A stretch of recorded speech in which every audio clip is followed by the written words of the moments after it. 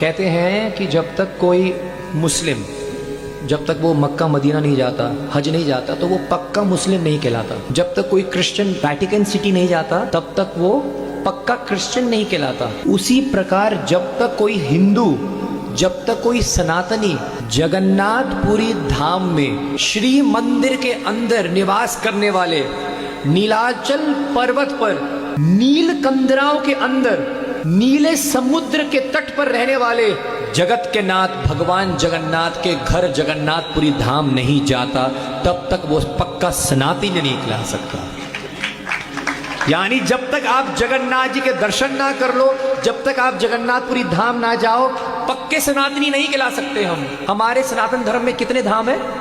चारों धाम। 4 युग में भगवान भारत के 4 दिशाओं में प्रकट होते हैं।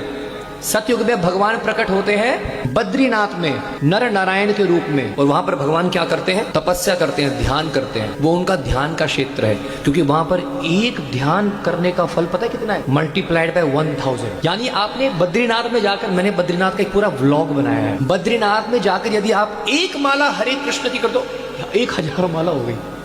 इतना पावरफुल है बद्रीनाथ। बोला बद्री विशाल की, बोला बद्री नारायण भगवान की। तो ये हो गया बद्री नारायण।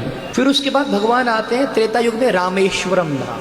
वो भगवान का शयन का स्थान है साउथ इंडिया में, दक्षिण भारत में। यदि आप दक्षिण भारत जाते हो तो ज्यादातर जितने भी भगवान के विग्रह हैं वो भगवान अनंत शेष में सो रहे हैं। देखा है नहीं देखा है? देखा है ना? पद्मनाभ स्वामी जी को आप देखो कितने विशाल है। श्रीरंगम तो आप भगवान को देखोगे विश्राम करें, क्योंकि वो भगवान का विश्राम स्थली है। बद्रीनाथ ध्यान का क्षेत्र है, रामेश्वरम विश्राम का क्षेत्र है, अनंत कोटि ब्रह्मांड नायक पूर्ण पुरुषोत्तम राजाधिराज श्री द्वारकाधीश भगवान की।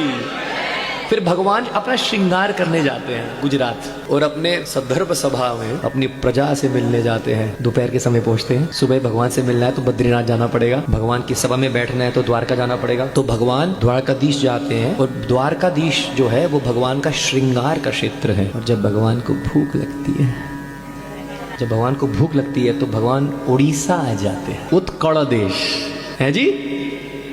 और भगवान जगन्नाथ के रूप में एक ऐसा रूप धारण करते हैं जो अत्यंत ही विचित्र बोल दो और हमारी कल्पना से परे है। वास्तव में ये भगवान का ये जो विग्रह है, ये जो स्वरूप है, ये भगवान का विरह का रूप है। भगवान का प्रेम वात्सल्य भाव में, माधुर्य भाव से उमड़ रहा हुआ